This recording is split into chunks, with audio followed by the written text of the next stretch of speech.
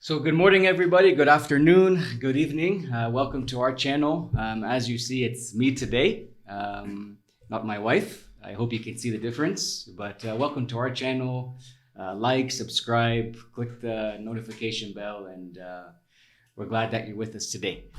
So as we mentioned a couple weeks ago, that each month we'll be doing different interviews with different people, friends, family members, business leaders, organization leaders, missionaries, and so we're continuing in that assessment. And so today we have a friend of mine, a brother, a friend, Mr. Rob McFarlane. Right? Did I say it right? Yeah, McFarlane. Yeah, you said it right. Yes. And I met Rob about 2 years ago, roughly, right after I believe COVID. Yeah. Him and his wife moved back here. They lived here a few years ago, and they felt called to come back. And so, we met just about 2 years ago, and I thought we can have him. He has a lot of experience, a lot of cool skills, and we thought it would be great to have him on. So welcome. Welcome to my wife and I's channel. We do, as I mentioned, we interview different people, and we just talk and have a discussion and hope to encourage somebody, or with testimony and encouragement to someone out there that's watching. And so you're welcome. Good, thank you very much. Yeah, for the sake of the listeners, where are you from, Rob? I was born in South Africa and raised there, and I've traveled the world. I've lived in Australia, the Far East, and the Middle East as well, and the UK. I spent a few years there, and here back in Africa, in Uganda as well. Okay. And so you were born in South Africa. I was born in South Africa. Yeah. And then you said you lived in the Middle East. So you went where did you go first after? I went to Australia, and I was there for a short time, and came back to South Africa. And from there, from South Africa, I went, when I was in Australia, I moved to Thailand and Singapore. Okay. I was quite young in my early 20s then, and exploring. And a friend of mine, a friend of a friend, contacted me and told me about this amazing place in the Middle East called Dubai. And Dubai. They just discovered oil, and it was a place for you to really make money. So anyway, what year was that? It was in 1973. Okay. And so he went over. He got a visa. I said I would join him, and he was an American, and but he didn't stay around for too long. He left me then. I ended up being there for about 30 years. 30 years. Yeah. So what called you there? What was the purpose, the reason why you chose that place? Something specific, or you just said, let me go along with my friend, or something specific that... Well, when you're young, you want to explore. Some people want to explore and leave home, and also the big thing was to make money. And also, when you're young, that sense of freedom, I think, you want to get out there and see what it's all about. Right. And so while you were there, you didn't have any goal or anything in mind. And so how did you survive? How did you make money? I mean, did you have to get a skill or profession that you acquired while you were there, or did you already have something from your past that you were going to use while you were there? No, I didn't. I didn't even have a plan. It was weird. It was really strange. I just thought that I would go there and see what would happen. I'm the sort of person who lives on the edge. Yeah, and, like me a little bit. But I didn't realize that at the time. I wasn't a committed Christian, and I didn't really know what God the plans that He had for me. And it was very innocent. And I actually was selling bonded malt whiskey as an investment to Arabs, to a Muslim nation, which is absurd. It is absolutely a joke. But I sold bundles of whiskey.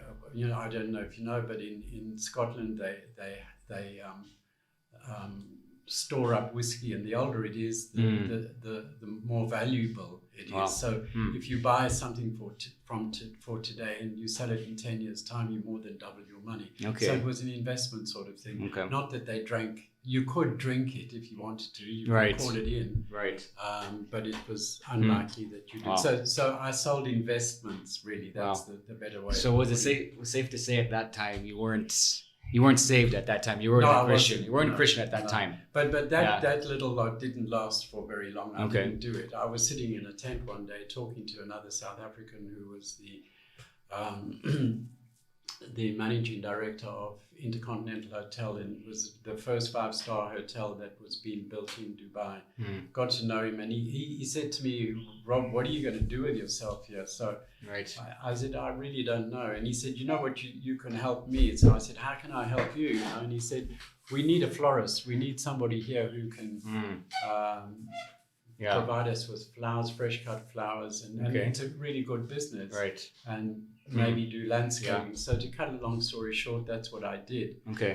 And I found that was my gift that I had actually been given. I went and studied in the UK. I went to Kew Gardens and spent time there and did landscaping and also made contacts in Holland with suppliers for fresh cut flowers, and started a business. Wow. And that's where it actually started. Wow. But you didn't have you had no, because I mean, I know a lot of people listening, or, many people, they don't know what to, like, maybe they have a vision or they have a plan, but they don't have a certain, like, a skill set, and they don't know, like, okay, what am I going to do with my life? I want to make money. I want to do this. But many people, they don't have, I guess, that drive, or like, let me go and, pursue this, So basically an opportunity came about. Yes. And you learned that was your gifting, right? That's right? As you did it, That's right? Yeah. right? And so I think, even for me too, like, I've learned that my gifting is, like, I love to mentor and disciple, but I didn't know that was my gift until, like, I started actually using it. That's right. You know what I mean? Yeah. And so that's encouraging to hear, And so you were a florist. You were growing grass, flowers in a land that was all dry. Right, Yeah, Dubai, that's right? It's all dry. And so while you were there, I know you've talked to me a little bit before about it. And so you started a greenhouse, you started a garden, and before you knew it, it just exploded into a great, business. Well, right? as it turned out, it grew organically. Right.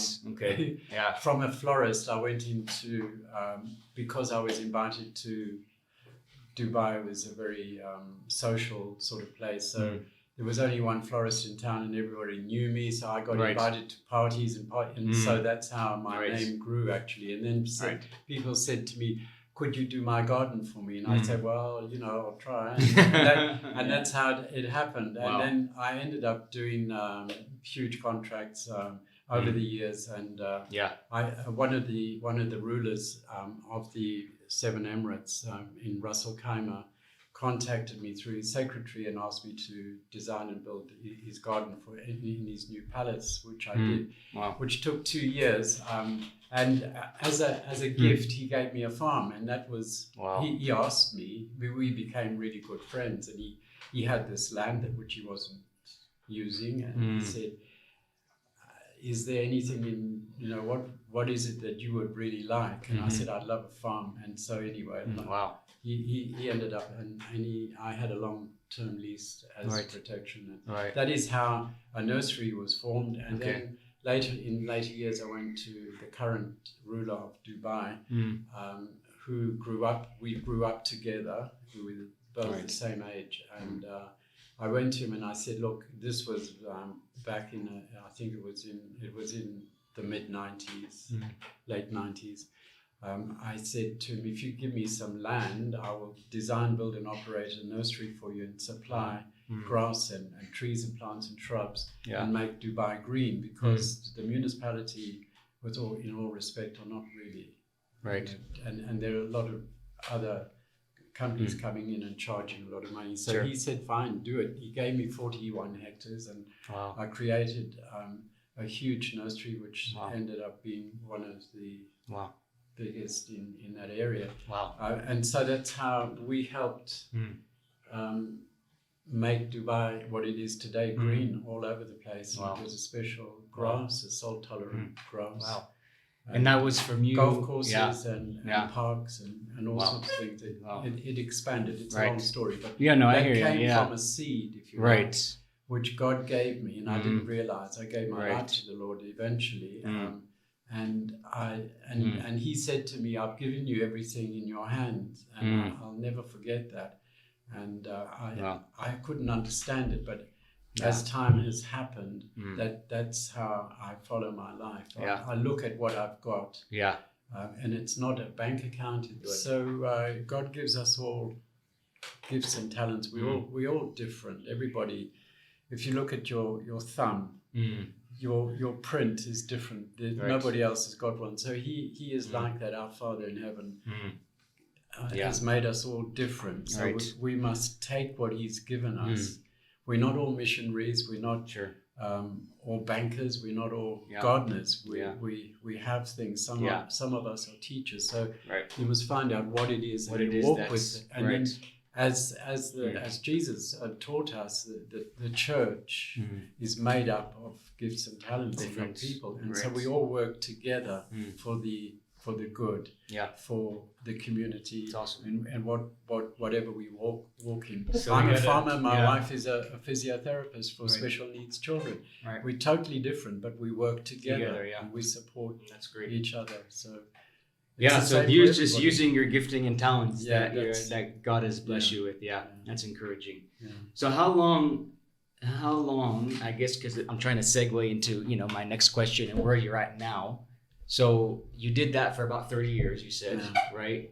Farming, making gardens for people, and then after 30 years, you felt the Lord calling you to Uganda. Was there a gap in between there? And, what kind of brought you to where you're at now? Because I want to get to what you're doing now.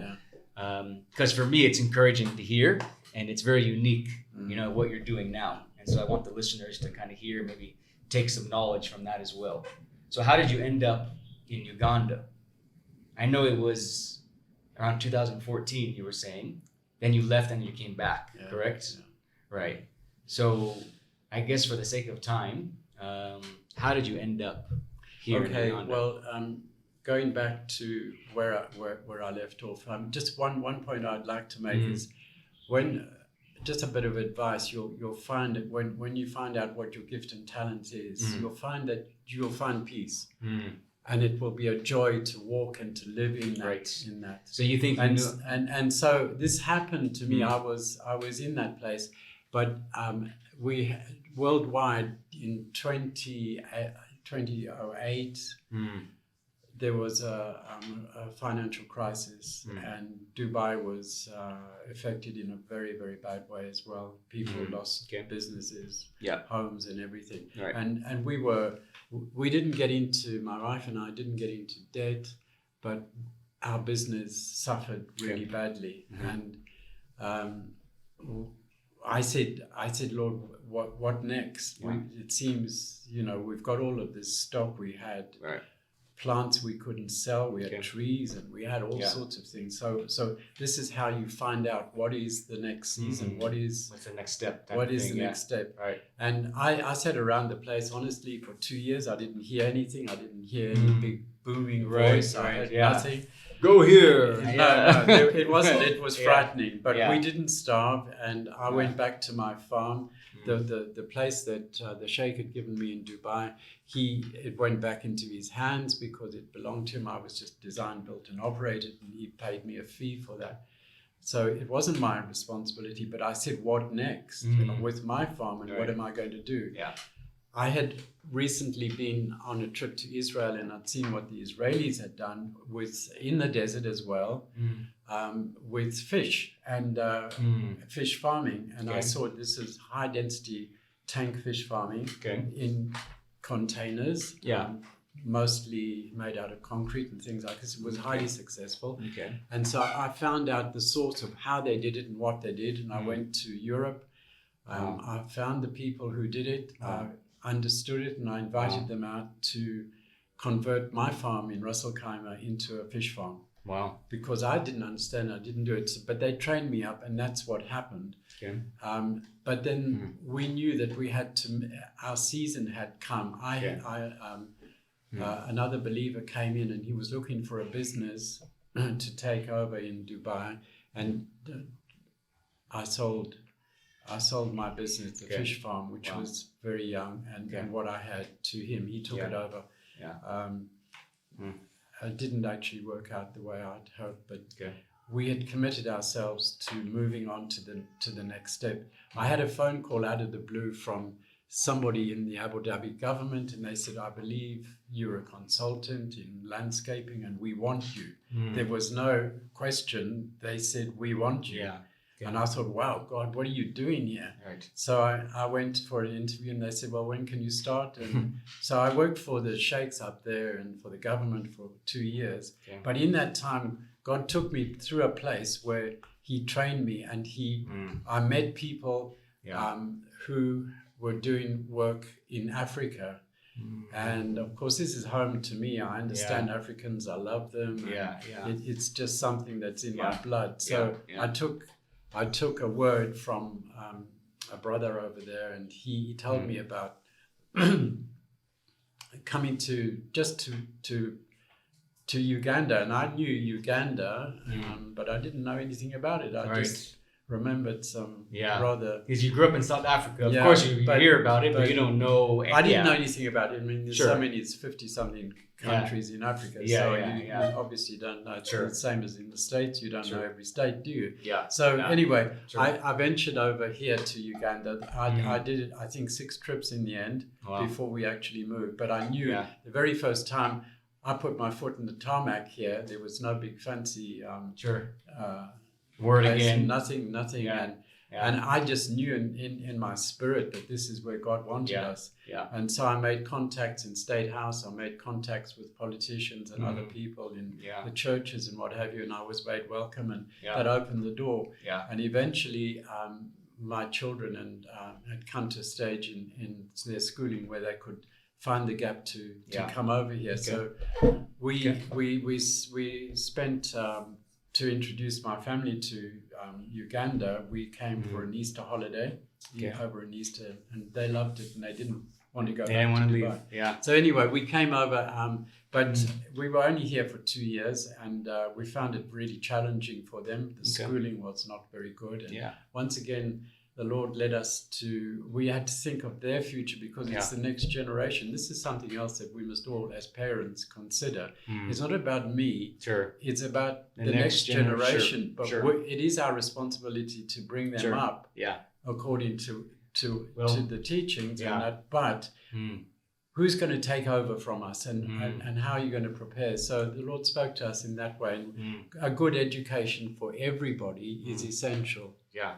And so, you speak a lot about, training and the next generation. And I think that's kind of, a great segue into, this and what you're doing now. And you mentioned a little bit about how you did a little bit of fish farming, when you're in the Middle East, and you went to training, you did that. And, when I met you 2 years ago, you didn't have really, you just knew that you moved back here, right? After your kids grew up, and you guys went back to, I believe, the UK with your wife, correct? And then you felt called back here about 2 or 3 years ago. You didn't really have, once again, you just knew you were called back here, right? And so I remember you sharing with me that, I feel this is what we're going to do, but we don't know yet. And it's been really cool to see kind of the Lord over the last 2 or 3 years, what you guys have been able to accomplish. And, something that you're doing now, your heart, and I believe also your wife's heart, is to train and to equip the next generation. And what you're doing now is you want to train people how to, make money by raising fish and doing fish farms, right? And training. And so, how has that been? What, challenges, what successes have you seen by starting a fish farm? I mean, it's, I know the normal Ugandan fish farm is in the ground, right? People, they dig a big hole, they pour it with water, right? And they put mostly, mudfish, and then you see some of those traps and things out in Lake Victoria for tilapia. But what you have is a little different. And so maybe share with us a little bit, how what does it look like? You know, what kind of fish do you have? How, you know, how has it been successful, to share with, you know, people that are listening? 2012 it was. I started a training center for fish farming, taking the idea of what I had, as to equip people here to so that it would be a startup that they could be trained and also to get out of poverty, you know, for a village. So anyway, I did that training center, and we trained people, and we built another farm for somebody in concrete tanks, and which is still running in today around, in Ginger. Coming back again, we continued. Our whole mission was really to help people get out of poverty from what we saw before, and it hadn't changed. That we would education and training people in a skill is so important. Absolutely. So that they have opportunities. So once again, we rented a place here in Entebbe. This time the Lord brought us to Entebbe, and where we met you and your family, and we rented a house, and we started a small fish farm as a model. Right. And out of that has come 3 different projects. Wow. People have seen, that's another thing that is important when people see something, they understand it, visualize, a visual thing, and they get the concept, and it comes back to what God has given us in our hands to use the gifts and the talents that we already have. They saw, the people who have seen this have grabbed and they've raised the money to start their own fish farm. Right. What kind of fish are they? These are catfish. Catfish, okay. Yes, they grow very quickly. So from the time from conception until they 1 kilo is roughly 7 months. So if you have a continuous supply, it depends how many tanks that you keep. They're not, as you said, they're not a hole in the ground. Sure. These are a series of above ground tanks. Above ground, You need a borehole. You need fresh water. There is training. It's not that easy if you follow. Sure, you need some experience. You need the training and guidance. But it's a really good return. Right.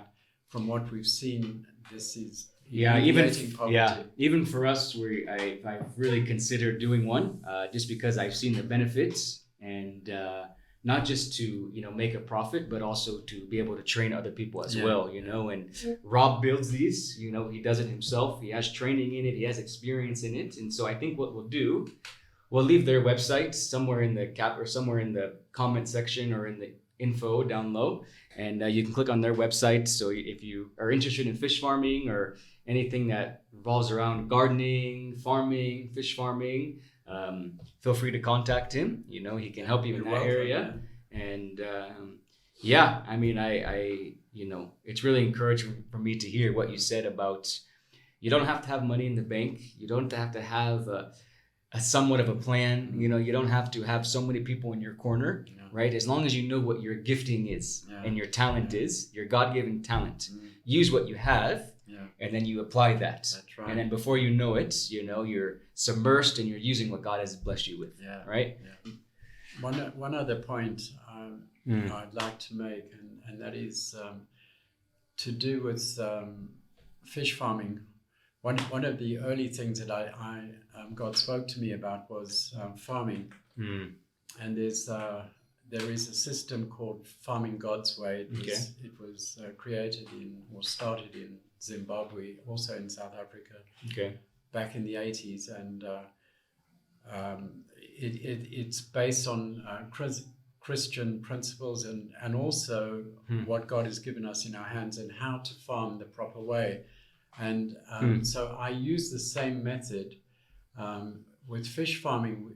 I designed the fish farm with the wastewater goes into a reservoir, and that feeds into your plants, into the crops that we do Farming God's Way. Wow. It's on a small scale, and so it's an additional, not only a food for the people, but it's also an income. So Farming God's Way, you can go online and see www.farminggodsway. You'll get videos. You'll get the full information on it. It's really important, and it's worth following through, because that is, and that applies not only here in Africa. It's, I've done it in Dubai in the desert. It's widely used in Europe and in the UK as well. And Rob has also, with our ministry that my wife and I do, Rob has actually, he's come to our organization, our ministry, and he's done trainings with our youth there. And so he also does trainings in how to do the correct way of farming God's way. So if you need that as well, he's a man of many talents, let's say that. But thank you for coming on again. And we're pleased to have you and talk with you and just hear a little bit of your story. Yeah, God bless you. You're welcome. We'll see you guys next time. Have an amazing day. God bless you guys. Yeah.